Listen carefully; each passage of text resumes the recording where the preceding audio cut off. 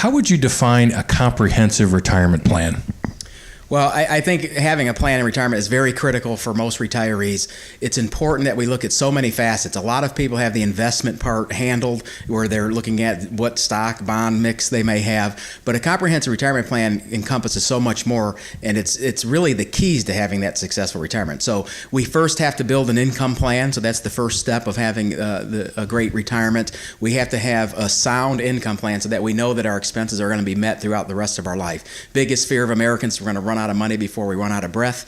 We shouldn't have that fear. If we have that income plan, we can kind of alleviate that. Step number 2 is the investment plan. I just mentioned that. What risk tolerance are we going to have? How much risk are we willing to extend throughout the course of our life? And so that's step number 2. Step number 3 is a tax plan. That's very often overlooked by most financial advisors, and in retirement it's key because our largest assets like our IRA, our 401k have never been taxed, and so we need to really pay attention to that. And we also need to look at how the sources of our income. Social Security is tax advantage. So how can we put all these pieces together so that you pay the least amount of tax?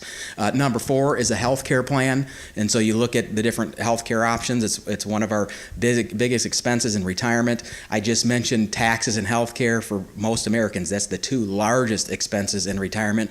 Again, often ignored by most financial advisors. So how do we pick the appropriate health care plan? Long-term care planning.